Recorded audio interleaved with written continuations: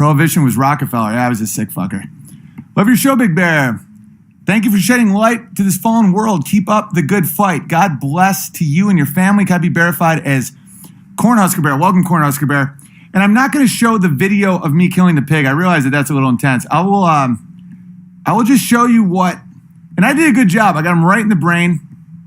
But like, I'm just showing you what it looks like. So I have a 22 on his brain, and this isn't cruel. Not only do I not take any joy in this, this is a very emotional experience. For those of you that have never killed what you eat, I highly recommend it because, can you guys see that? Because you'll never waste meat again. Like, there's real loss when you take an animal's life. And all the vegans that say like, oh my God, why do you even have to, like, you're killing carrots. Do you know how many fucking rabbits get killed by farmers like giant blades every time you get your stupid sprouts? Like, to stay alive, you have to consume life. And when you actually see it, and this pig died great, right? She was eating and that focused on food, out like a light immediately. And that's one reason why I've never bow hunted or, I'm nervous about hunting in general, not because I think it's wrong to kill animals, but I don't think I'm a good enough shot. I want it to just be lights out, I don't want the suffering. And everyone feels that way. Like, the concept that people like killing animals is insane. It's one thing if it's like something trying to kill you or some shit, or like an elk you've been tracking for fucking a week. But like, it's a powerful feeling. And it's not only is there no pleasure in it, it's humbling at just how fragile life is. And even the quickest kills, and this is another thing about people that kill what they eat. Again, you will never waste meat again. When you understand that something was born and lived and ate and, sucked on a tit and ran around, like, for you not even to consume it is so disrespectful to that animal that died so that you can stay alive, right? So, even the fastest kill, like, I put a bullet right through its brain. It was dead. And my buddy, Ryan, who's killed thousands of animals and takes it very seriously and is very, very, very good human being, was like, that was a great shot. It was just right there. And there's no hesitation. I didn't feel guilty or shame or any of that shit. It was just the reality of killing. I recommend that if you eat meat, you kill an animal, because you need to know where it comes from. And to just pay people to do it for you isn't virtuous. You're not a good guy because you get your meat from a giant factory farm. In fact, probably the most humane way to eat meat is like homestead meat or farm meat, or, and there's a lot of farmers that do it ethically. But you'll never romanticize war. Like, an instant kill takes a minute. And the pig, and I'm not trying to be gruesome or be gross or be like morbid or whatever. This is things that people need to know, right? Because like, I hear a lot where it's like, when do we start killing people? Like, when do we take out these SJWs? It's like, all death, all killing is really intense. Like, you put a bullet right through an animal, and a pig is so close to a human that we can use its skin for burn transplants and stuff. They're smarter than dogs. Like, that's a legitimate, like a legitimate being that I just took the life of, right? So you put a bullet right through its brain so it feels nothing, and it's still like freaks out for like a full minute. Now picture a human being doing that. Even your, like, and people talk so big, and you gotta, and you gut it, and you poke its artery in its neck, so the blood's gone pretty fast. There's not that much blood, to be honest. Like, the whole thing is about not nicking the bladder or the intestine. You don't want to get shit or piss on the meat; it'll fuck up the meat. The whole art, it's not even bloody. It's all about just getting the organs out without rupturing that shit. That's the whole thing about cleaning a pig. But like, it's not guilt, it's not shame. I don't feel cruel. There was no joy. But like, even my worst enemies, even people that have tried to take everything from me, even like pedophiles, like people that I would, I know there's part of me that would enjoy killing them. Here's the thing. That's a terrible route, because torture, and when you see it viscerally, like when you see a body, like a mammal, like something that was just alive, spazzing out in a nervous convulsion as blood is draining out of its body, even though it's already dead, it's haunting, right? And there's lessons in that. I know a lot of you are never going to do it, so I'm just trying to explain to you the lesson. And I'm trying to explain to you, never want war. It's not like, it's heroic and it's honorable and it's brave when it has to be done. And there is a time for violence in this world. There always is. There is that breaking point. But do not romanticize it. That was a bullet through its brain. Can you imagine if I like nicked his spine or got him in the spleen? You'll watch an animal suffer, and the squeals, and even your worst nightmare, even your worst enemy, even someone that you hate and you think you're going to take so much joy in killing them and stuff. When you see that being become just pure primal, just desperate, flailing, bleeding, dying, like these sounds that like you don't hear ever. It's an experience that isn't what you think. Like if you feel joy, if you feel like pleasure, you're fucking crazy. And the thing about like torturing someone who really hurt you or torturing your enemy, it's like the thing about violence and the thing about pain.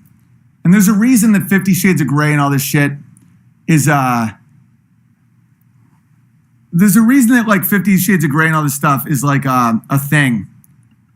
There's a sick connection on some weird level. And I'm not saying that pain is pleasurable at all. That's satanic.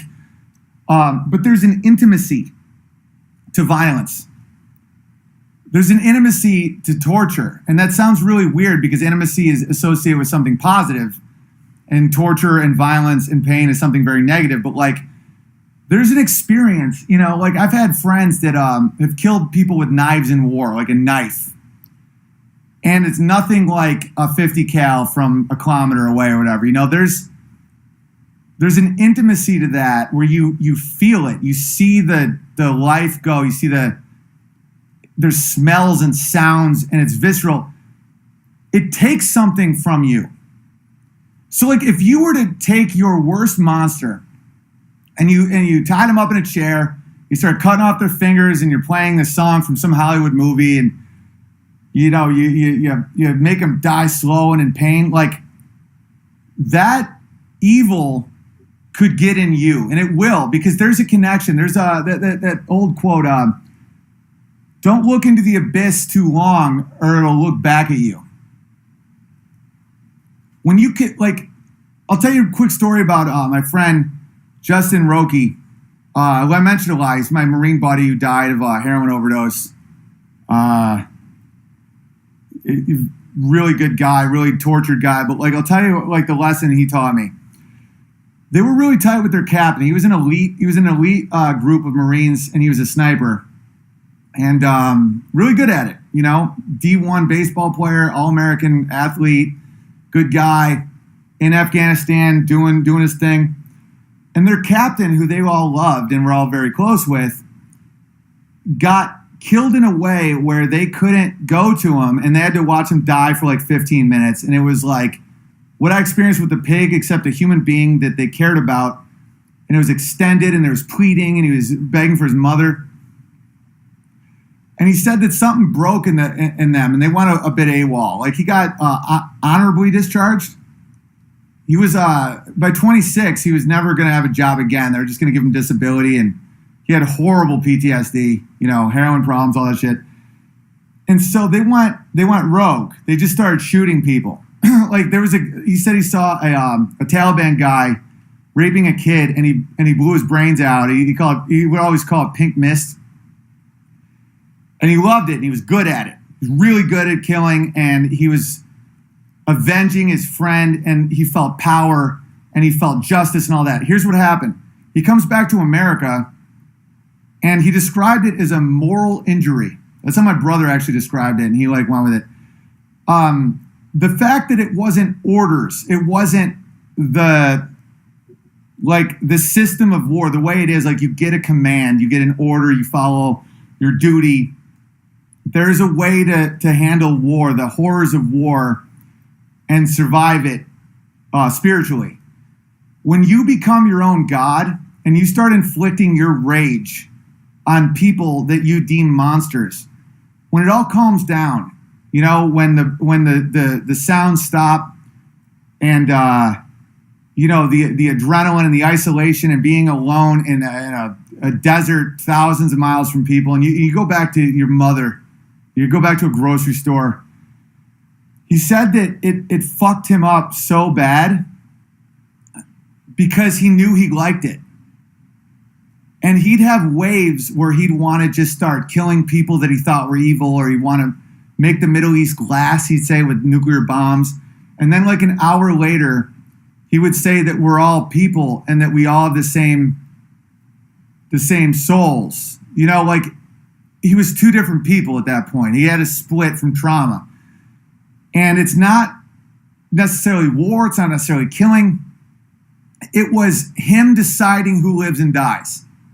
There's a trauma that happens from that. And so the point I'm trying to make is most of us will never be in that position. Thank God. Most of us will never be in the position where we get to get the guy who raped our mother, or who tried to kill us, or who, we just saw raping a kid or something. And we in our minds, we're I'll take their fingers off. But no, you kill them quick. You get them out. These monsters have to go. I'm not saying I'm not PETA, guys. This is because I've seen what can happen. And a lot of people will back me up on this. This is a valid thing. If you like it, if you find yourself enjoying torturing someone, even if they're a monster, even if they deserve to die, even if they deserve to feel pain, even if they're a soulless cancer on this world, it takes a toll on you. And the pain of the other person isn't worth it. It's so primal, to hear the guttural noise for a mother, or God, or just helplessness or confusion, or just the trauma of watching you lose your own blood. If there's no joy in that at all. Do not root for violence. Don't even fucking joke about genocide or any of that shit. There's an evil that comes from some types of jokes, and I used to be a lot more reckless with them. And I'd say, I'm just joking. And my brother would be like, really? Just joking? That was a little fucked up thing to say. And nothing like James Gunn. That's insane. But I'm talking about some of these jokes, it's not about SJW feelings and all that. It's about you. It's don't verbalize that you want to kill everyone and torture. I'm guilty of it as anybody. I've fantasized about torturing people that hurt kids and just going, and I know I'd and all this. If that ever happens, and I think, unfortunately, more and more these days that in my lifetime, I will have to experience a time when I have to potentially take human life in war. I think a lot of us may have to face that. Hopefully not. I pray to God not. I pray for my family not. But in the next 20 years, we may face, we're within 2 years of our national debt. The interest on that debt will be more than Medicaid. We're 4 years away from it being more than our entire military budget. Just the interest. Can you imagine young people having to deal with the fact that they're paying the interest on the last generation's greed because they wanted free shit from the government, and then the government's taking all their fucking money and paying off their whores and their victims and their unnecessary fucking overpriced friends' war machines. How is that going to fly? Do you think that'll be a safe transition? What's the move? You cut a half of the government? You cut the pensions of hardworking government people that rely on that? Or do you tell the next generation, us, our kids, that just the interest on the decisions of the last generation will cost more than our entire defense budget? That's 4 or 5 years away right now. That's this close. Do you think that won't possibly be gutting people, seeing them spaz out, trying to do a quick fucking brain shot? These are things you have to think about. You have to think about this shit before it happens, because if you don't, it might be too late then. You might be manipulated. Trauma, like I knew one of the kids, one of the lost boys from Africa, right? One of these dudes was in, the way the Africans work is they take kids that are like 7 and they've already experienced trauma. They already have dissociative personality disorder. They already have, different aspects of their fractured personality when they've watched this rape and murder their whole life and no one loved them. And they start giving them, booze and drugs at 7. They get them to kill. The warlords get the kids to seek their approval. All that shit. I knew a dude who walked out of there. He killed more people than he would ever even want to talk about. And he wanted to be a comic. One of the lost, what are they called? The Lost Boys? They walked out. They walked through a desert. They got the fuck out of there. We had friends die from like lions as they were escaping these civil wars. Like, things go so bad, guys. Most of the world is in a state of constant violence. And so to hear people that, myself included sometimes, in our current world in America, where you can have peace, where you can go to a store, you can do you know most of the world, you can't walk from your car to the store without thinking that someone may try and take everything from you and rape you. And to want, to almost look forward to almost romanticize killing and torturing and hurting because it'll make the pain go away of our cognitive dissonance, of our fractured souls because of the mental control shit that the people with power do on us. The shit they put in our foods, the fact we can't trust vaccines, the fact that, we can't afford homes when our parents could get one for a third the cost, the fact that 2 parents now have to work and no one gets a mom just because you could, fucking feminism, all that shit. It's we want the pain to go away, right? We want, who do we kill? How do we stop it? These people get no justice. If they won't give justice, we have to give justice in the streets. It's that's so real and that's so possible that do not pray for that. Do not pray. Do not want the release of that pain through violence. I blew a pig's brains out today. And a pig is more intelligent than a dog. You can get skin grafts from a pig. She was just eating and I took its life and spazzed for a full minute in a ghost run as the blood poured out. And then we removed its insides and we're going to eat it tomorrow. I feel no guilt. I feel no shame. Life is the consumption of life to survive. I honor that pig. I'm grateful for that pig. It was an experience. But the thing I want to explain to people is killing is there's nothing romantic about it. And when you think of how close we are to being in a ghost nervous spiral, just one bad turn on a highway, one beam on your house falls down, one misstep off of, we're just these vessels and we got a soul. And it's that's why spirituality matters. That's why good and evil matters. That's why you got to get your head straight and speak truth and not fall for this shit, because it's so precious. And it's bloodlust will take you. The devil gets in. The devil keeps trying to find a way to get in. That's why I don't blame it on one demographic. I've been mocking the Jews a lot lately, but that's because I'm getting rid of a false idol. I'm getting rid of a sacred cow.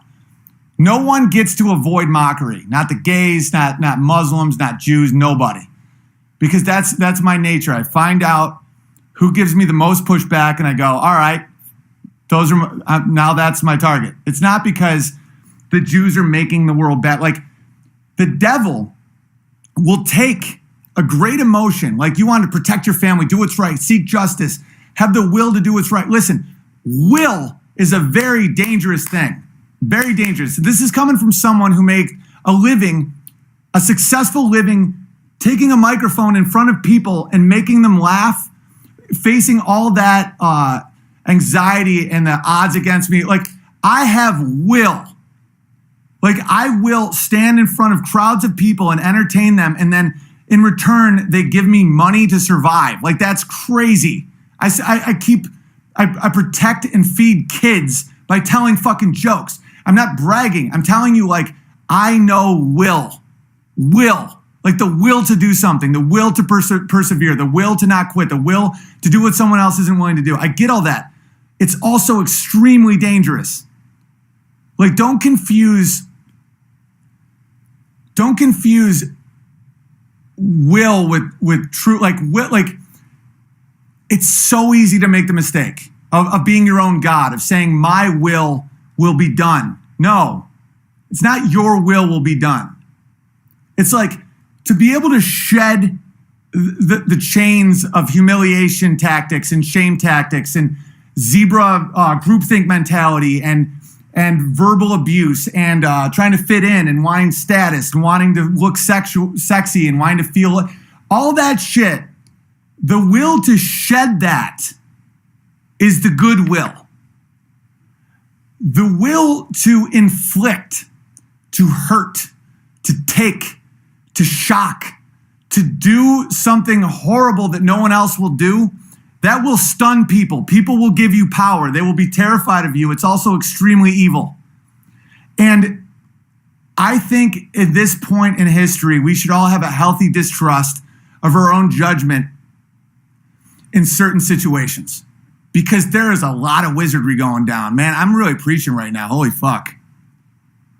It's like, but it's so important, you know? And there's so many good young kids that are facing this world of baby boomer debt and just bullshit and lies and wizardry and porn and heroin and no, you can't afford.